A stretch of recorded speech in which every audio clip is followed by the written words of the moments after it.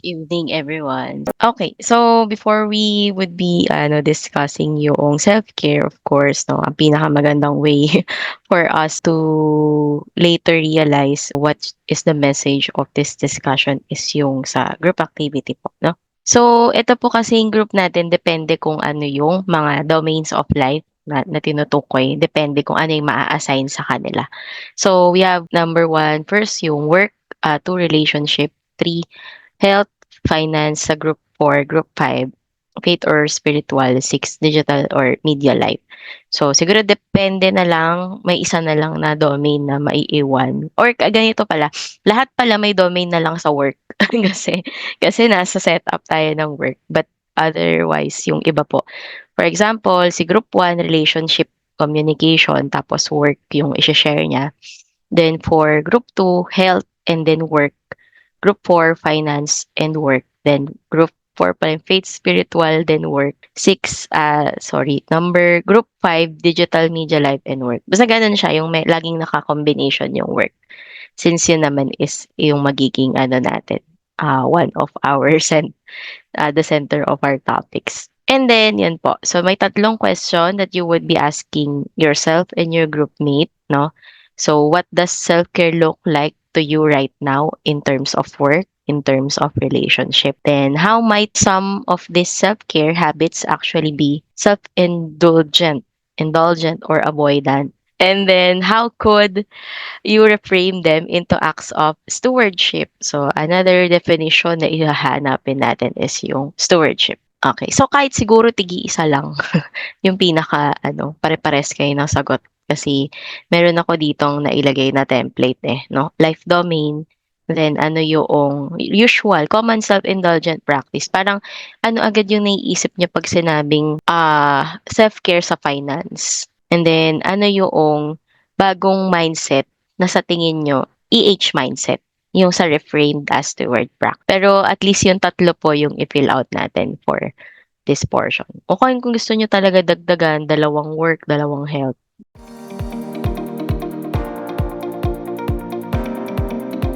Ayan. So actually, no, most of the discussed self-care kanina would answer yung mga katanong nyo nung nakaraang week, 'di ba? Nabasa ko kasi yun. Ano daw yung pinaka nahihirapan sila na area on the provided areas about the phase 2 nga ng Tapos madaming sabagot ng self-care.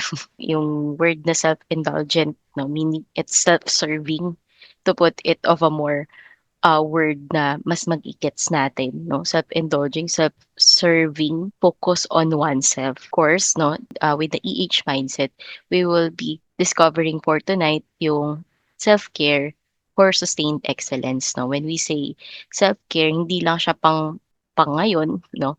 But it would really help you out to, it would give a long-lasting impact moving forward. Okay? So, well, technically, yung point of view natin pag sinabing self-care, ito yung mga regular. Pag sinabing self-care, yung pagsaset ng boundaries, 'di ba? Most of the time, this is when people say that after this hour, hindi na ako pwedeng kausapin ng kahit sino. O kaya, they really build walls dyan sa first natin na part, no? Ngayon, ganyan yung define. I know most of you probably had that kind of mindset na pag sinabi na burnout ka na, wala ka nang kakausapin kahit sino, sasarahan mo na ng pinto.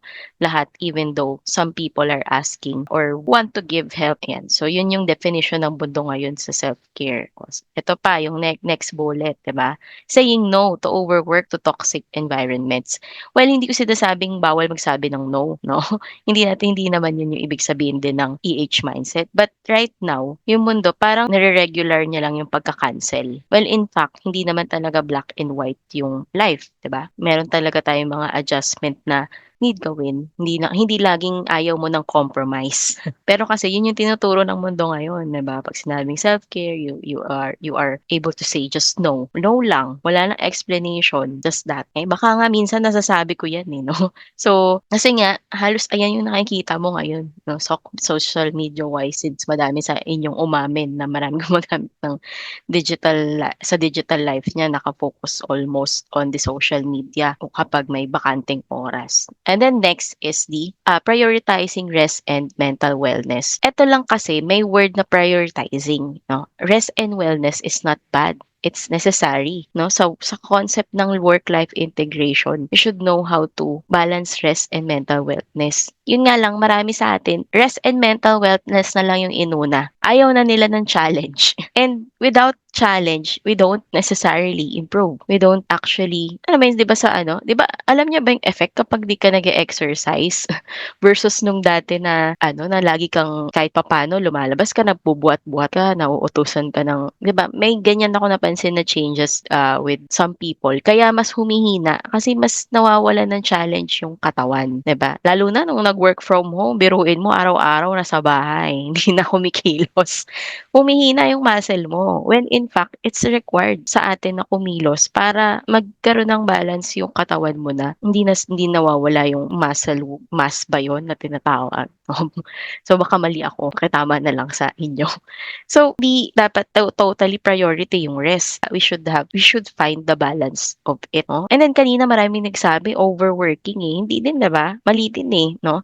There is something wrong with overworking with too much focus on just work. And then taking personal time without guilt. Ayan. So sino yung mga bakit kaya mali na hindi ka nagi-guilty sa personal time? Well, i-relate na lang din natin yun dun sa earlier na sobrang naisip mo puro ang deserve mo na lang magpahinga. No? Deserve mo na lang lahat ng bagay bilhin sa sarili mo. Yung 'di ba, yun without guilt eh. Totoo naman, pinagtatrabahuhan mo siya. But 'di ba, lahat ng sobra masama. Hindi ko kailangang ulitin yun, pero baka kailangan na yung mga sumosobra, masama talaga yung impact sa atin. Pwedeng masaya ka ngayon, 'di ba? Kasi 'di ba, makabili ka ng bagong item for yourself, masaya ka talaga. But in the long run, 'di ba, hindi na bukas nawawala rin yung joy ng overspending, nasisira na yung budgeting mo and all. And lastly, advocating for flexibility and purpose in their jobs. Although hindi naman sobrang sama lahat ng POV dito. Ayan na talaga is na-i-research ko din na ito yung iba dito had a negative impact, no? So, well, flexibility is good. Actually, SCP is practicing this, 'di ba? If you will notice, binibigyan tayong flexibility to work at the office, at the comfort of our home, just finding the balance. No? Nagiging more on output based rather than time based tayo. So well, ito yung itatry natin, especially yung top 3, no? Top 4 pala. Yung mga top 4 na bullets. How would we change, no? Reframe our minds na yung self-care would not just be really on the part ng self-indulgence. So, meron akong dalawa lang dito na na gustong i-focus, no? So technically, self-care hindi naman talaga yan selfish. No? It's a leadership responsibility to yourself. No? Kapag hindi mo iniingatan yung sarili mo, hindi mo naiingatan yung mga bagay na pinagkatiwala sa'yo. Kung meron na kayong staff, diba? Definitely, pag di mo inalagaan yung sarili mo, one day it will impact the team. One day it will impact kung sino yung mga kasama mo sa work. Sino yung mga kasama mo sa bahay. No? So, diba, alam niyo yung sa airplane, diba, naririnig kong mga travel persons naman yun dito. The first time I ride airplane, pinansin ko of course kung paano yung sinasabi ng flight attendant dun sa mask, diba? Ina-explain nila kung paano ilagay yung mask. Pero meron dun na silang sinasabi bago ikabit yung mask. After nilang i-explain mo sa mask. So kapag may kasama kang anak, usually magpapanik ka as a parent. Wala pa naman atang parents sa atin dito. Pero 'di ba, putting yourself into the place of someone na merong anak, talagang panic. And hina-highlight nila doon na kapag may kasama kang bata, lagyan mo muna ng mask yung sarili mo bago yung anak mo. Kasi, no, pag inuna mong parang ang consequence pag inuna mo lagyan ng mask yung anak mo versus sa'yo, baka hindi pa umabot. Kasi di ba, nawalan ka na ng oxygen, hindi mo pa ma-reach out yung gusto mong tulungan. That is why self-care is not really selfish, no? Ang gusto nating i-mindset right now is pag I take care of myself so that you can take better care of other people. Yun yung mas yung reframing natin from self-indulgence to self-stewardship, okay? So anyway, no, ako kasi medyo concept ko to, no, share ako talaga marami akong medyo isa-self-realize din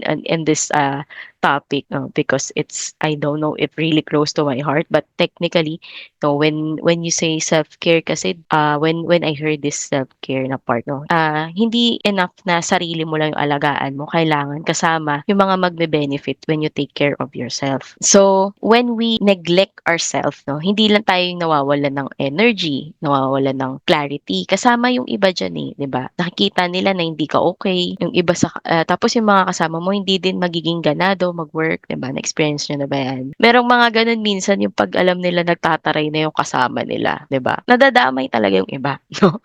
So, that's why, 'di ba, dapat iiwas ka sa point of time na maging ano, alam mo na ito na yung maximum mo ta's lagi ka ng magagalit. So, dapat ano, mag-self-care ka muna so that you cannot just hindi mo maipasa yung energy na gano'n, ano? Ayan. So, ayan, lastly, many view self-care as luxury or escapism. Oh, dun nga sa unang part natin, priority na lang yung maggala, 'no? Priority na lang gumastos, 'di ba? But in leadership perspective, self-care is 'yan, maintaining you as an instrument to better serve the others. Ayan. So self-care is maintaining my well-being so I can show up as best self for my team, my organization, and the community. You can involve, of course, sa family din, 'di ba?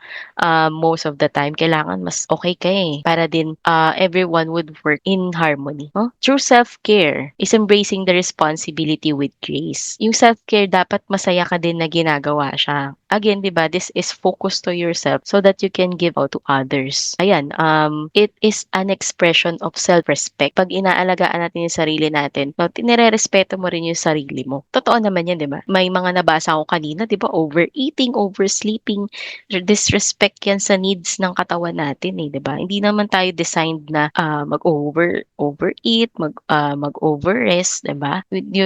Our body needs to be at work so that it will be healthy. And so maybe no, self-care is not running from the duty, pero learning to embrace or to breathe with the duties. Okay? And most likely, ito favorite ko to kasi ako talaga as someone na leader, ito yung one of, hindi pa ako part ng SCP, pero ito yung pinangawakan ko, no?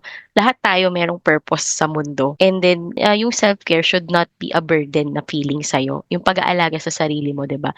Yung pag-aalaga kung kailan ka dapat matulog, ano yung mga needs mo, hindi siya dapat pabigat. It's something that should be your purpose. Kasi nga, you know that you are meant to do something so that you would take care of yourself to do continually yung mga bagay, 'di ba? Na para sa iyo purpose mo. So, well, 'di ba? Kung talagang purpose mo maging one day na tax accountant, hindi naman 'yan yung parang maging sikat ka na tax accountant, 'di ba? Ikaw yung madaming kumukuha sa yung client. It won't happen if nagkasakit ka, 'di ba? So, yun yung definition ng true self-care. No? When you also do the self-respect. And then to sustain our self-care, no, it should be not a short-term indulgence but long-term growth. No? May mga ayan, mga nakapagbanggit naman na kanina ano yung mga should be na ginagawa nila versus doon sa yung currently na nagagawa natin. Like, 'di ba?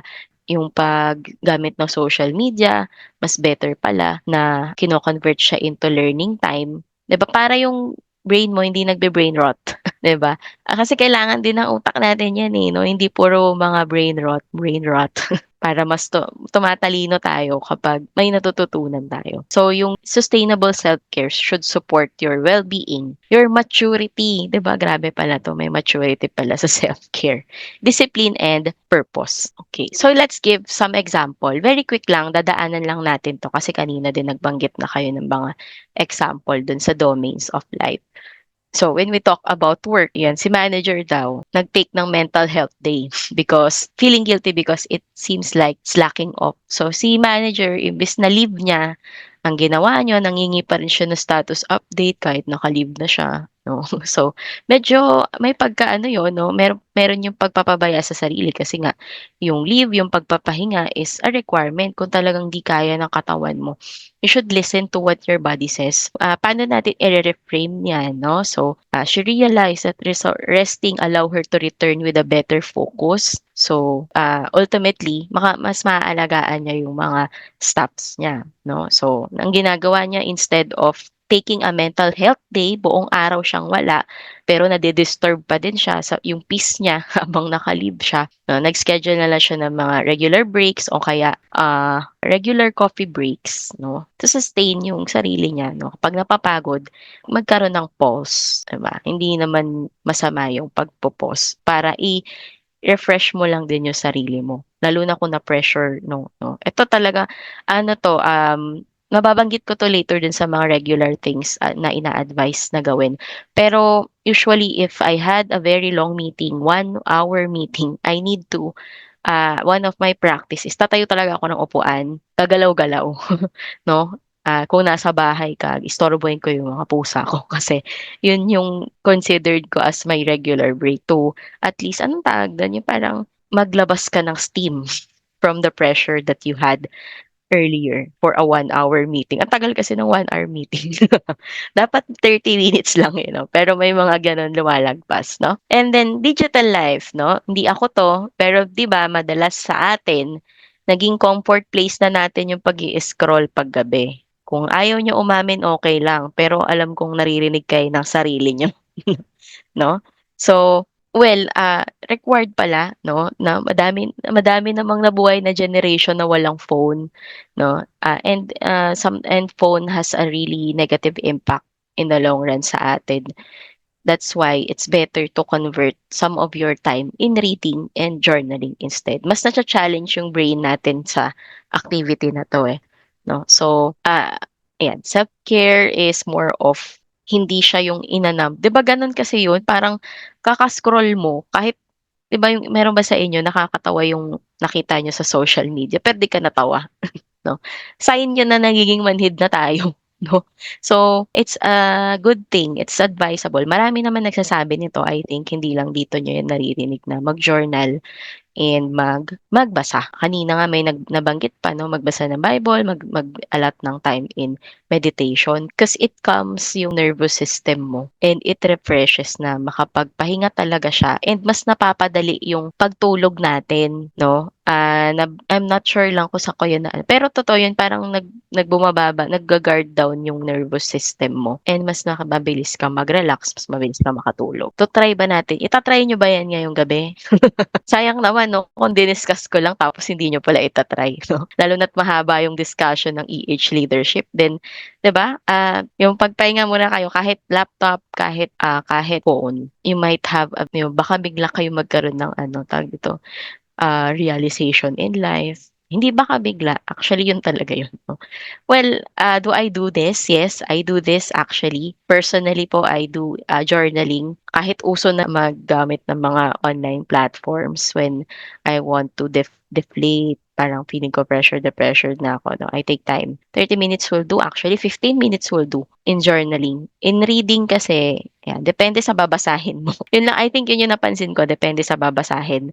May mga babasahin kasi na sobrang challenge yung utak natin but there are really books that are good for relaxation. You just have to pick ano yung mas tingin mo nakaka-relax sa'yo, para sa'yo. And then for relationship, 'di ba? Eto, maraming gumagawa nito ngayon to avoid conflict. Yung nabanggit ko kanina, keep the peace. Most of us avoid conflicts. Hindi natin hinaharap yung hinahayaan na lang natin that the people that are important to us think negatively about us. Hindi 'to sa pagde-defend ha, pero meron kasing boundary kung kailan tayo kailangan kumausap para din sa ikabubuti ng iba, 'no? Parang mahirap naman kasi yung i-mindset mo lang, bahala ka kung anong iniisip mo.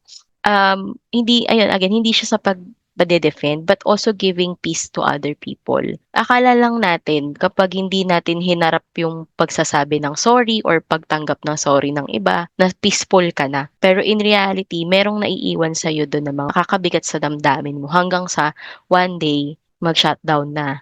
'No, kasi ayaw mo na, eh, wala ka ng trust na nasira na yung trust mo sa iba't iba mong relationship, sa kaibigan, 'di ba, sa loved ones, family, 'no? Minsan kailangan 'yan pag-ingatan, eh, 'no? Meron akong personal experience diyan, although I cannot just give the full details. Pero dadating ka talaga sa time na you should face yung mga fear mo or yung mga bagay na nagiging uncomfortable ka. Kasi again, this will give you the growth that you need. Ayan. Wala dito sa example natin. Pero ito, lagi ko 'tong sinasabi. Alam 'to ni Ma'am Mitch before, ni Ma'am Kla. Puwede niyo silang tanungin. Ayaw na ayaw kong pinagpe-present. Ayaw na ayaw ko. Talagang sobrang discomforted ako. May mga yung first time ko mag-speak dito sa SCP, hindi ako makatulog, hindi ako nakakain kasi kinakabahan talaga ako. Sobrang uncomfortable siya for me. Pero ginawa ko pa din, 'no? Hindi dahil siguro may portion na napilitan ako, but at the same time, I know myself, eh, na, "Hindi, alam ko 'tong topic na binigay na 'to sa'kin." Dun ako naniwala sa part na pinagkatiwala lang sa'kin, to discuss this particular topic and it give me na hindi naman ako na-comfort habang nasasalita ako, kinakabahan pa rin ako, 'di ba? Kabang-kaba ako nung may nag-raise ng hand, nagtanong, 'no? Kabang-kaba rin ako nung nakita kong mali pala yung sagot ko dun sa ano, ginawa kong exercise. Pero 'di ba, uncomfortable things makes you more confident about yourself. That is a challenge that you were able to overcome. And yung pakikipag-usap sa iba para ayusin ang conflict is a sign of maturity, 'di ba? Mas nagiging ano tayo, matalino kung paano natin ima-manage yung sarili natin. Hindi naman 'to i-manage mo yung iba, but ikaw, how you handle yourself on emotional times would help you out pa harapin pa yung mga puwede mong maging challenge in the future. Then last is enjoying responsibility, 'di ba? Ayan, enjoying responsibility 'no, someone believes self-care means escaping from work or duties. Eto nga, nabanggit na 'to kanina dun sa POV, dun sa words POV. But a matured and an EH mindset is iniisip niya responsibility is a privilege. Yung sa ikaw kung kaya mo mag-provide for your home, for your siblings, no? O kaya yung mga project dito sa SCP na para maayos yung SCP, mas maging maayos pa. It's a privilege, hindi lahat ng bibigyan ng opportunity na magkaroon ng ganong kalaking challenge and ma-overcome yun. Joy grows not avoiding duties but from fulfilling them well. No, yung joy kasi is no, yung happiness versus joy. Joy is everlasting. No, when you remember, ay, kahit aman ako ngayon maalala ko na paano ako naging comfortable in facing people. Binalik ko dun sa ano no, binalik ko talaga dun sa presentation. Kasi ibang-iba talaga, no. Tanong niyo kay Ma'am Cla, hindi talaga ako papayag na pagtapikin ako lagi, pag-speak ako lagi. Even yung sa client, challenge nila sa akin kasi I don't talk a lot. But yan, but 'pag maaalala mo, hala, oo nga dati nga wala naman akong kaalam-alam tapos 'di ba, na-overcome ko 'yun hanggang sa normal na lang sa ngayon sa akin na pagsalitain, 'no. It has a joy. It has an everlasting effect, which is joy when you know that you had overcome something that was a negative mindset from you before, especially sa self-care. So ang totoong self-care hindi po yung pagtaka sa work, 'di ba? But you know the value of work and you know that you know what's the impact on it to yourself, which is joy. Ayan. So eto po, yan yung mga example lang natin. Nagbigay ako dalawang example, no ba?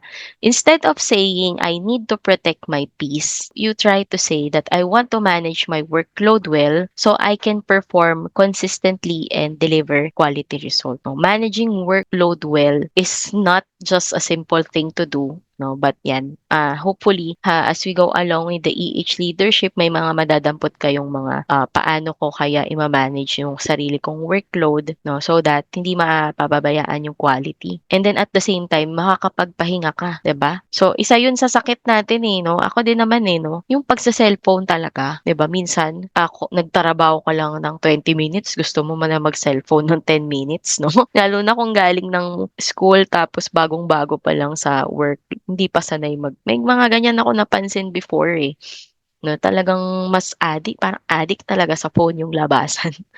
Pero kung technically, kung bibigyan mo yung sarili mo ng pagkakataon, ilayo yung cellphone kung wala ka namang talaga diyang urgent na client na kakausapin, you'll see that this would make you more focus, tapos mas madali matatapos yung workload. Baka mas ma-enjoy mo pa yung pahinga mo kasi natapos mo na agad yung mga trabaho rather than sobrang konting stress magpo-phone na. May mga ganyan no? May mga nahihirapan sa ganyan. Then, second, I don't want to be stressed. Grabe naman 'to 'no?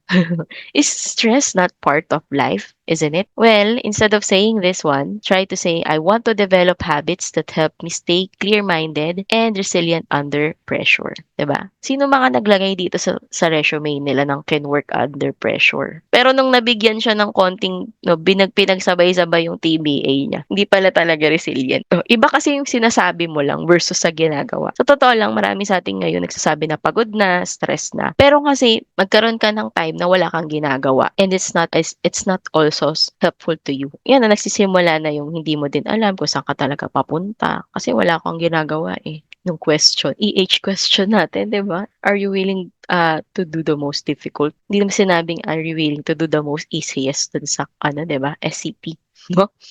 No? Because yung impact niya, no, tulad niyan, pag mas gusto mong matuto, you were able to clear your mind and be resilient under pressure. May gusto sana akong sabihin dito na wala lang sa isip ko bigla. Hindi ako clear-minded. Charot. Ayan, naalala ko din yan mamaya. I don't want to be stressed. Sometimes helpful yung stress ha. Yun nga, nabanggit na parang uulitin ko lang naman, diba? Stress helps us to be more mature eh. O to be more, to gain experience in the long run. Ayan, next natin. So, ito po, meron tayong 3 domains of self-care. Ito na yung, dito na sa portion na to, we will be putting out yung mga, ano ba yung magandang i-focus natin when we are trying to do the self-care that fits us, no? I want to highlight na ang self-care, hindi po to one size fits all. So kahit magbigay ako sa inyo ng technique kung ano yung mga self-care na ginagawa ko personally or sinabi ng internet, you have to know yourself so that you can cater kung ano yung kailangan mo. Self nga eh. So you should customize it, no? Personalize it on your liking. So kung ano yung domains sa self-care that would really greatly impact you once you make a change. Okay? So making a commitment to attend to all of the domains of life, 'di ba kanina 6 yung pinakita ko. Tatlo na lang yun nandito. Kasi ito yung anong tawag doon, yung parang ito yung rooted sa isa't isa that would make you change yung self-care habits natin rather than maghanap tayo ng mga self-indulgent things in life, no? So, to develop your self-care plan, you should identify kung ano yung mga you need to maintain to yourself, yung mga day-to-day self-sustaining activities, and then ano din yung mga emergency self-care na dapat mong gawin pag sobrang kakaiba yung pagsubok mo. And ito yung nagiging target points ng self-care. Physical, spiritual, purpose-driven, mental, emotional. Sa physical, literal ito, no? Yung physique natin, muscle, brain, hindi kasama yung brain, yun pala yun sa mental, no? Mental and emotional. Spiritual or purpose-driven. So, eto po, no? Well, di ba, sa pyramid dun sa Maslow hierarchy of needs, kahit sabihin mo na most of us wants to satisfy yung yung physiological portion sa pyramid for you to have a long-lasting satisfaction. Yung paglagay dun sa taas, yung pag-iwan, di ba ano ba yung nasa taas? Yung spiritual needs is dapat ngayon pa lang pinaghahandaan mo na kung ano yung dapat, ano yung sa tingin mo makakatulong sa'yo. Spiritually, what satisfies your soul? Inner desire ba? Ayan. So, paano natin malalaman kung anong self-care ang need natin? So, una sa lahat, you define your own kind of self-care. So, eto ba? Gusto mo ba nito? Do you think you want to improve your physical, emotional, mental, o baka social? Yung iba, di ba, sobrang introverted naman. So, baka kailangan mong ang self-care mo as a super introverted is to really make a commitment to yourself to socialize with other people. With a limit naman, hindi naman sinasabing 100%, makipag-usap ka na lang sa iba, no? Alamin mo kung hanggang saan yung kaya, no? Spiritually, o baka yung iba sa inyo, 'di ba, laging hopeless, most of the time hopeless, o kaya broken, 'di ba? Baka kailangan mo na motivation. Hindi lang naman sa faith, but yeah, I would say, kasi I'm a believer ako ng faith eh. So, it helps out, 'di ba? Nabanggit kanina, it helps us out to have a more peace of mind that someone is in control on what's happening in your life. One day, parang yung mga pinagdadaanan mo ngayon have a solution, has an ending. I am saying that you identify to yourself ano yung kailangan mong i-focus. Hindi pwedeng in general lang na self-care. Kasi pag general self-care, dun na ang nagiging definition mo na yung definition ng world about the self-care. So you have to identify kung ano yung mga nakaka-stress sa'yo. Ano yung personality mo? Ano yung health needs mo? No? Ikaw ba ay lagi napupuyat? So ano-ano ba yung mga kailangan ng mga taong nagpupuyat, 'di ba? Vitamins, 'di ba, sa mga nagpupuyat. Yung ikaw ba ay lagi naka-work from home, no? Hindi ka nagfi-field work. So kailangan mong kumilos-kilos na physically. Lalo na may biglang mararamdaman mo niyan. May impact kasi yan sa mga sobrang naka-work from home. O hindi ko pinapagalitan na, sinasabi ko lang 'to. Kasi ako din naman ako work from home. Pero minsan, 'di ba, parang napansin mo isang buwan ka na, 'di ka na nakalabas ng bahay. Kung lumabas ka sobrang bilis lang. Tapos konting lakad napapagod ka na. Yung instead that you can walk 1 kilometer, hirap na hirap ka sa 20 meters. Ang bigat-bigat ng pakiramdam mo. So, alamin mo kung kailangan i-improve yung side na yun. Especially sa working, it happens a lot with us. Accountants are laging 'di ba? Laging nakaharap sa laptop nila and they fail to notice that their body needs to move, no? So, kasi tsaka ano 'di ba, yung paggalaw ng katawan, it releases dopamine that makes us more happy and cheerful. Although hindi man laging cheerful, hindi naman sinabing kailangan laging cheerful, but it gives you a more of a better state of mind, I think, no? And then, yan, second natin is self-assess and be aware of yourself. No? Alamin mo kung kailan ka naiirita, kailan na nagkakaroon ng fatigue, mental fog. 'Di ba yung parang hindi mo alam yung nangyari kahapon, nagme-mental fog ka na, social withdrawal.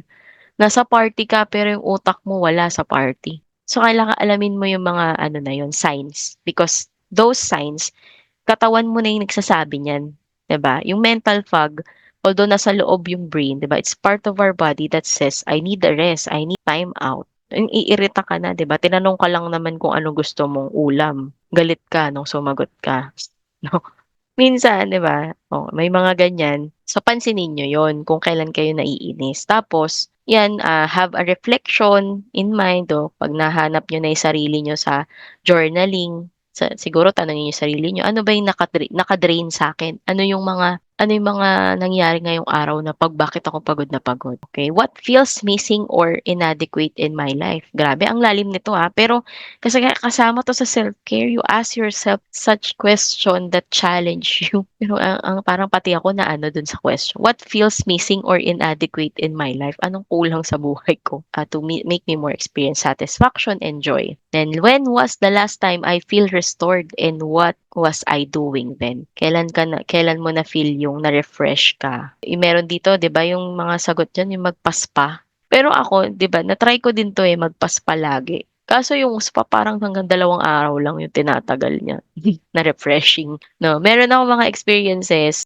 before I attend conferences na talagang nagcha-change ng mindset, ganyan, spiritual o kaya oo, more on spiritual pala yung na-attendan ko before. Pero ito kasi sa'kin yun yung sustaining, yun kasi yung ano ko, yung domain of life, that I always want to find balance sa spiritual. Kasi it helps out to other factors lang, 'no?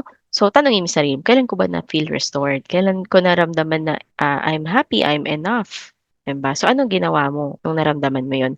Para next time puwede mong balikan, saka mo maide-design sa sarili mo kung ano yung nakakatulong. Ano yung totoong self-care that has a long-lasting impact on you. Listen to the signals of your body, mind, and emotion. Parang inulit ko lang naman. Pero, no, tignan nyo kung meron kayong problema sa sleep quality, yung mga masasakit ang likod, di ba? Yung mga titahod dyan. Senyales 'yan na may kailangan tayong baguhin on our lifestyle, 'no? Emotional, yung mga mahilig mag-mood swing. Kanina tatawa-tawa lang siya ta's biglang maya-maya iritable na, ayaw na kausapin yung iba niyang katrabaho, ayaw niya kausapin yung kapatid niya, 'no? Feeling overwhelmed, 'no? Most of us baka meron sa inyo nakakaramdam ng anxiety. It's your body telling you something and you should listen, 'no? So kapag na-o-overwhelmed, yung o kaya namamanhid ka, hindi ka na masaya, hindi ka na malungkot, in between, 'di ba? There is something that you should of yourself. Mental, nahihirapan ditong mag-focus. Nabanggit kanina, mahilig mag-procrastinate, 'di ba? Kasi sa procrastination, you overthink yung result instead of acting upon it already. Negative self-talk, mga mabababa yung confidence. You should know how to take care of yourself. Sa negative self-talk, una sa lahat, 'di ba? Ang confidence nanggagaling sa sarili. So if we do self-talk, negative self-talk, 'di ba? In the long run, it would impact you, 'di ba? Imbes na alam mo magaling ka naman talaga, kalimutan mo na kasi negative self-talk yung ginagawa mo instead of encouraging yourself. Feeling lonely, disconnected, longing for a purpose, meaning or purpose. Madaming nakakaramdam niyan on their 20s, 30s, no? Marami talaga sa atin nagke-question sa sobrang daming pagpipilian sa buhay, ano kaya yung ifo-focus ko. So, try to assess yung itong mga bagay-bagay na to so that it would help you more. trial and reflection. Okay, so ito yun, try out different self-care practices. Kung sa tingin mo physical yung challenging sa'yo, huwag ka mag-focus sa physical lang. Kailangan mag-add ka ng variation. Physical, then samahan mo ng emotional. No? Ano ba yung makakatulong sa'yo to be emotionally stable using yung self-care dun sa body. As mentioned earlier, exercise, two birds, one stone, di ba? Actually, three birds, one stone. Eh. Yung iba sa atin nag-exercise meant for mental health. Tapos yung, ay, hindi pala, dalawa lang. Mental health natin para mas maging okay and then yung katawan din at the same time. Sa trial and reflection, adjust based on what helps versus what is just feels good at the moment. What really helps? Yung word na really helps, no? Yun, mahaba dapat yung process niya kahit paulit-ulit ko na sinabi. Look for a long-lasting impact na self-care. Setting priorities based on values and goals is also part ng deep questioning yourself, 'di ba? So, on the future, ano ba gusto mo ma-achieve? So, to achieve this, what are the stepping stones that you should set? Example, gusto mo work-life balance. So, dapat yung planning mo everyday ng activity mo should contain rest, planning, regular downtime, and then occasional treat. Hindi pala. Wag pala yung occasional treat. No? Setting ng boundaries, healthy boundaries, no? Then you can also use tools and models, no? Yung pagjo-journal actually is a tool and a model that you can continually use. And then si SCP habang nandito na kayo, 'di ba? Samantalahin niyo yung mentorship kasi mentorship is a model, is a tool, 'di ba? You ask for someone to help you out on a problem on the certain aspect of your life and then make them accountable, 'di ba? O kaya yung iba sa inyo, you try therapy. Pag nag-therapy kayo, merong therapy. Ano ba yun? Mali kasi yung ano ko eh. Sa therapy, you would be asked to document your everyday activity so that alam kung saan yung trigger points and how to maintain kung ano yung makakapag-stable din sa nararamdaman mo. So yan po yung mga dapat nating gawing I hope gawin nyo to. I tried reading a lot of self-help books personally and nakaka-overwhelm siya. Kaya, well, kung gusto nyo, pwede kayo magbasa ng libro talaga. It helps out. Pero ako kasi parang namili na lang din ako ng books na gusto ko talagang sundin. Kasi ang dami talaga nag-a-advise kung ano yung self-care na dapat gawin. But, yeah, at least for today, kung wala kang book, you can start with this simple 6 steps. Simple but challenging, 'di ba? Biruin mo, tanungin mo yung sarili mo, ano bang kulang sa buhay ko ngayon? Grabing yun, question yun, 'di ba? Self-care is not time off. It's built into how you work. So, self-care is different. Again, yung mga ipapakita ko dito sa inyong mga pwedeng gawin natin na self-care, pwedeng hindi effective sa inyo. So, ang challenge is gawan niyo yung sarili niyo ng self-care schedule at ipakamusta niyo yung sarili niyo pwedeng sa ka-teammate niyo or sa mentoring niyo ay sa mentor niyo, 'di ba? Sa manager supervisors na naghahawak sa inyo, 'di ba? Isabihin niyo, gusto ko ma'am na maiwasan overconsume ng kape. O papabantayan ka ngayon yan. Ilang beses ka na nagkape ngayong araw, no? Hanggang sa maging normal na lang sa'yo. Kasi hindi naman pwedeng forever meron kang accountable partner. Dapat talagang, yung purpose nun is gabayan ka on the first step. And later on, normal na lang sa'yo na isa lang na kape sa isang araw. Hindi ko to sinasabi sa sarili ko kasi kailangan talaga dalawa kape ko eh. Ayan. Getting to know what you need is the key for you to know how to take care of yourself. Self-care is personalized based on you. Diba? Parang nung dinidare ko lang kayo nakaraan, laging you ito. Focus tayo sa sarili on doing the self-care routines, no? So these are just some of the example for us to get care on daily work. So sa mind, yung iba dito, ginagawa ko din. Yung iba kasi na-search ko lang na search suggestion din on the internet, no?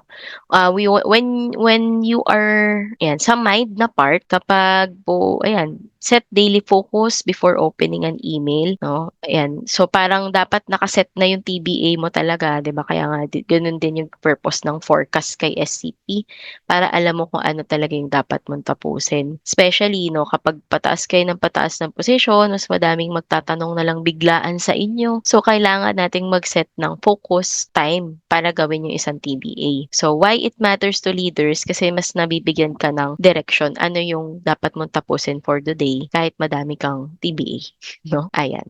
Yung pagpa-prioritize kasi yung nata-target nito. Then next is take 5 minutes to plan before acting, improves focus, and help you to also do the delegation. No, kahit staff kayo dito, kahit senior level, ESA or staff, meron talagang time that you need to learn how to delegate. Hindi lahat ng bagay kaya mong gawin. And you have to know ano yung limit mo. And when yung delegation, it's not just giving out the work to others, but also knowing the time when to ask for help. Delegating din yun eh. Kasi at least na-distribute yung bigat ng work when you ask for help. Pwede din to sa leader mo, no? O kaya sa mga kasama mo. Dalawang ano siya, okay? So, ginagawa ko ba to personally? Opo, opo.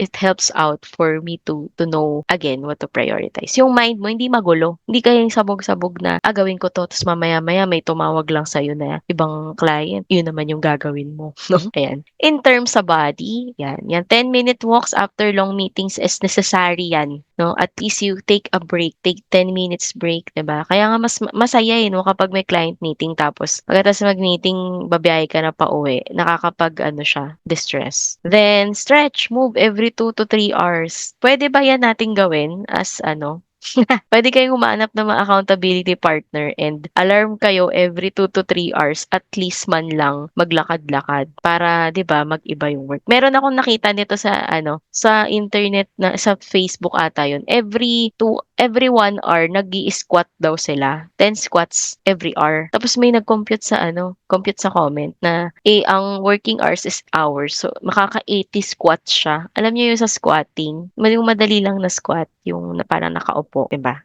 Yung ipoposisyon mo lang yung sarili mo na para kang umuupo. 10 ganun daw every hour yung ginawa nila. And di ko na nabalikan yun kung may result. Pero why not let's try this one. No, lalo na yung mga naka-work from home diyan, 'di ba? Pag nag 1 hour na, tayo-tayo din, 'di ba? Kilos-kilos din.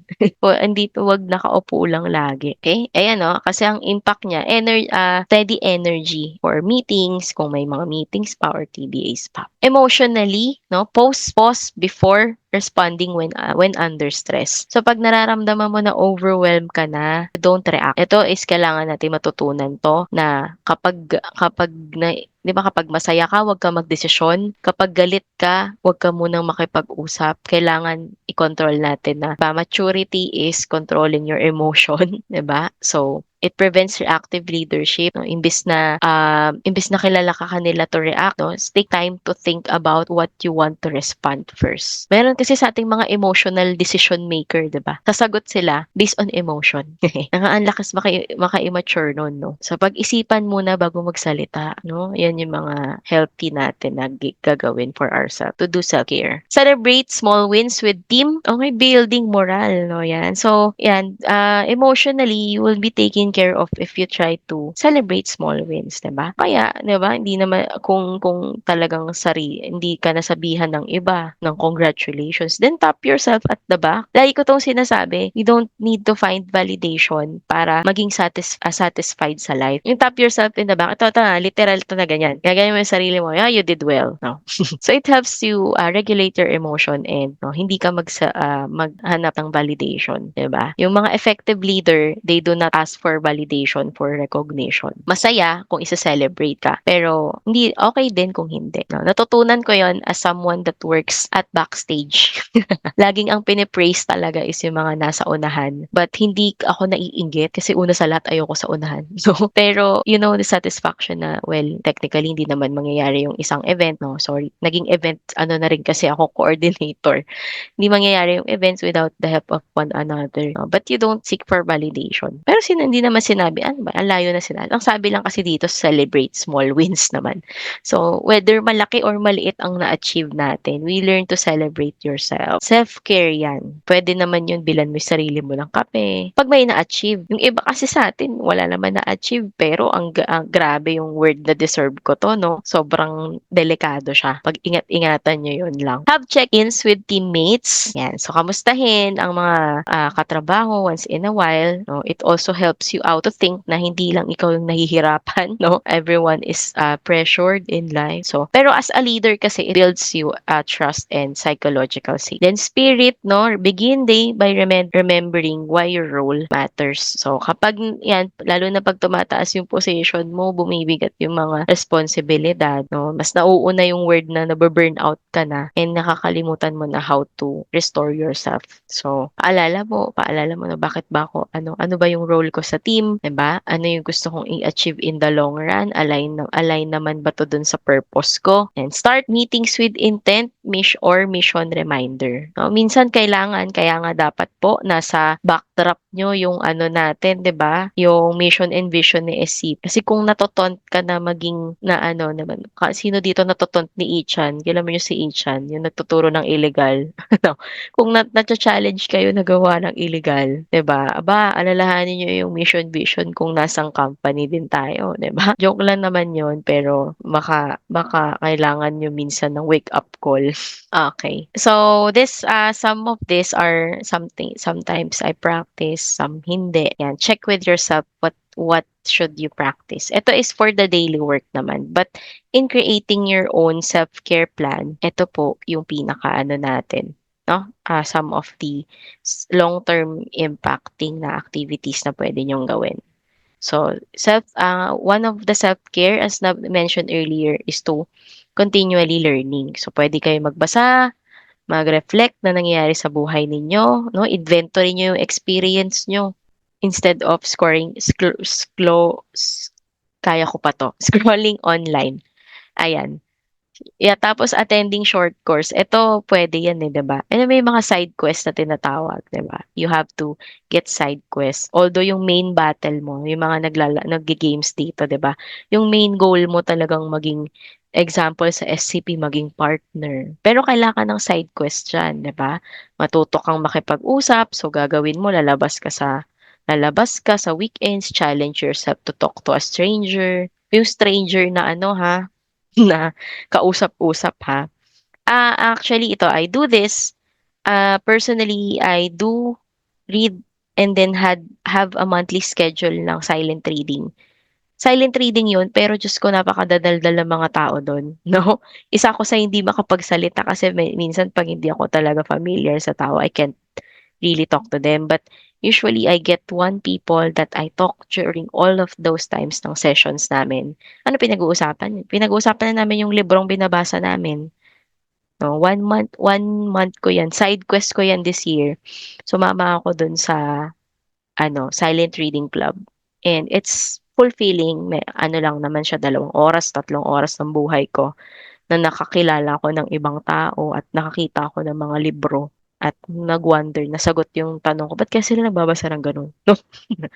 Ayan. So, hindi ko na babasahin yung why it adds value, but I hope you get a screenshot of this so that you can also explore. Yung jogging yoga evening meditation. So, personally, I do the jogging myself and meditation. Sa jogging, 'di lang ako gano'n ka-consistent. Pero ini-start ko siya na mas marami na akong jogging na nagawa this year. So, ito talaga 'pag sobrang buong araw, puro meeting na lang ginawa, 'no? 'Yan ang takbuhan ko, mag-jogging din.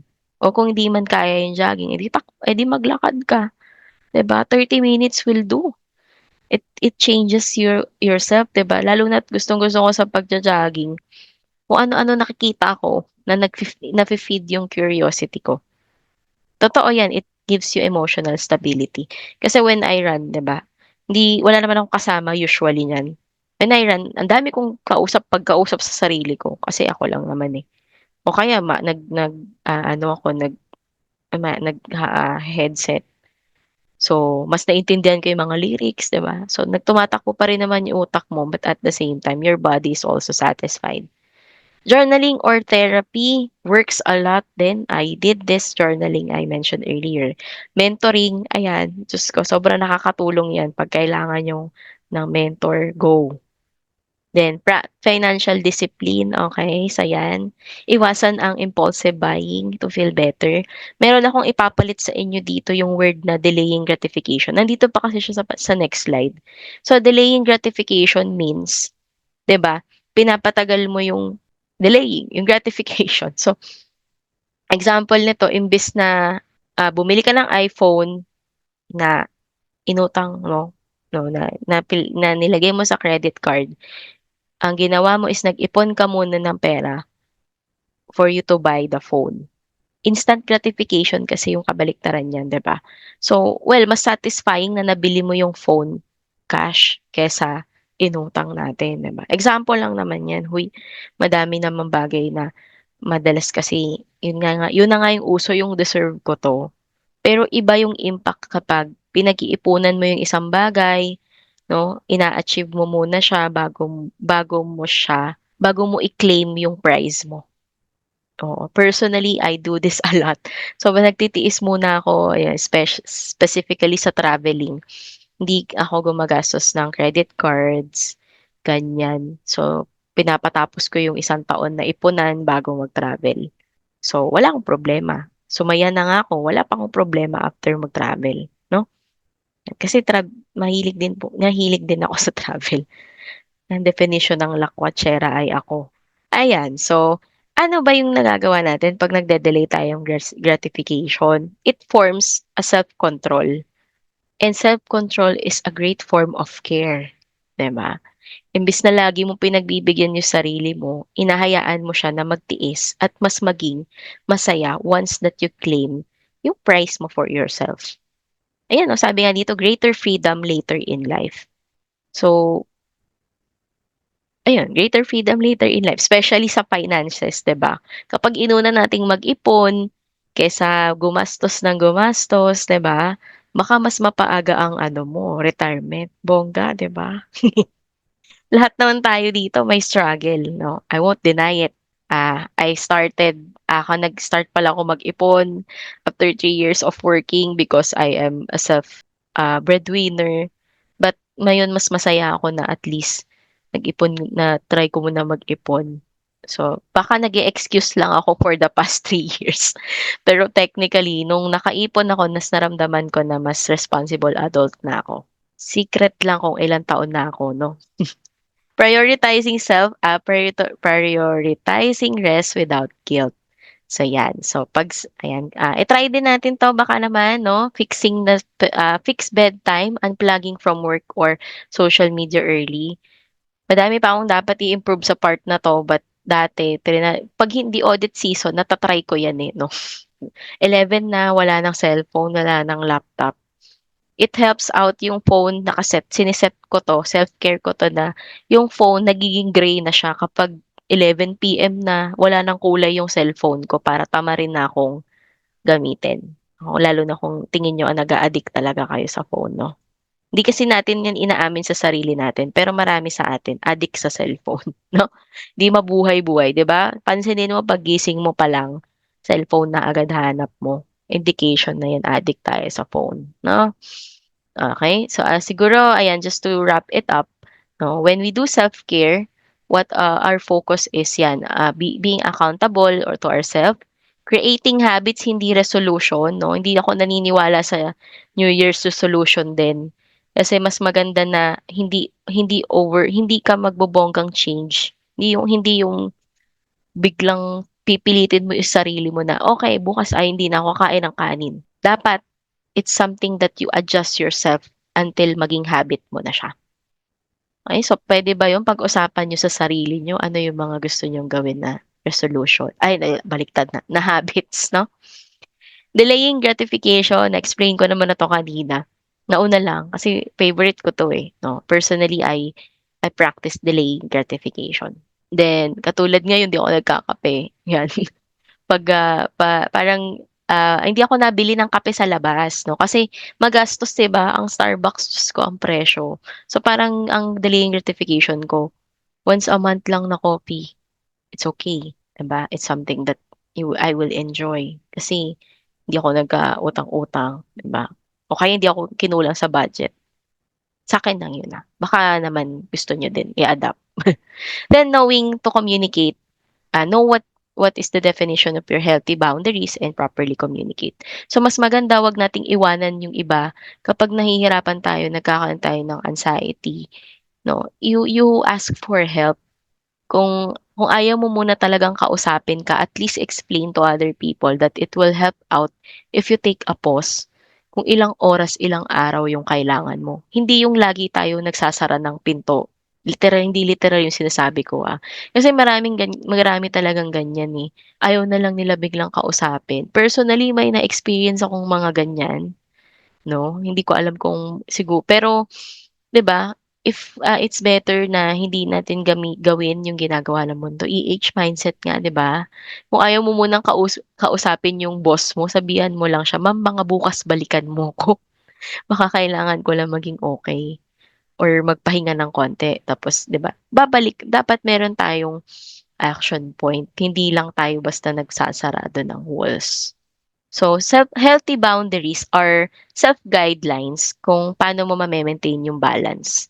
Basta, ang maganda dito, i-define mo siya sa sarili mo so that the other people will be able also to understand na, she's just taking a break. He just wants to take a rest. Communicate. Kaya kadugsong niya yung properly communicate dyan. So, para hindi naman 'di ba, hindi naman kasi ang nangyayari diyan 'pag bigla kang galit, ayaw mo na mga usap, yung mga tao hindi na rin sa'yo lalapit tapos mas lumalaki yung nagiging problem o kaya baka nagbi-build ng problem na not unnecessary, supposedly not a problem, when in the first place you were able to communicate. Bakit ka ba nagba-boundary? Ba't ka ba naglalagay ng boundary? Ayan. So, yung iiwanan ko before I give you the assignment, of course, 'di ba? Leadership doesn't demand that we became unbreakable, 'di ba? Hindi puwede hindi hindi hindi 'yun ang ano, hindi 'yun ang pagiging EH, 'no? But we have to be renewable, 'no? Self-care isn't stepping back from service, hindi siya yung talagang hindi ka nagagawa, but 'yan, self-care allows us to keep serving and with strength, compassion, and joy, 'di ba? Sabi nga ni Sir Neil, 'di ba? Masaya, ano nga 'yun? Yung sarap saya, 'no? Okay, so this would be the end of my presentation. I hope you have learned something from me, of course, which this one is a very challenging topic, even to myself, kasi a lot of things I'm also trying to do the self-care on a lot of parts. Pero I believe marami na ako in-improve dito. Saksi ko yan si Ma'am Gla and si Ma'am Mitch for that, and I'm happy right now on the place that I am currently in, but I'm also striving to do more self-care pa din, 'di ba? As you grow along sa position, may mga bago ka kasing challenges na makakaharap na kailangan mo ring i-game yung ano 'to, yung game mo sa self-care, 'di ba? Dati di ko naman kailangan hindi ko naman kailangan i-celebrate yung mga small wins ng mga ka-work ko, 'di ba? Kasi pare-parehas lang naman kaming staff. Pero ngayon, it's important for me to also recognize the small wins even of the team that I have. So, I hope you will be also learning to do that. And one of the key na i-maximize natin is, I think 'no, malapit na yung mentoring. Yung mga mentors na napili niyo, samantalahin niyo 'yan because they would be able to share you their self-care practice.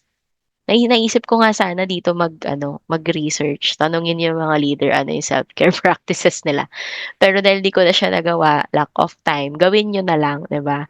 Alamin niyo kung ano yung mga self-care practices ng leader niyo that you can apply to yourself. But most importantly, know what self-care you need personally, okay? So ang assignment daw natin, yan, write a leadership self-care promise, 'no? Ayan. Hindi ko sinasabing one small action.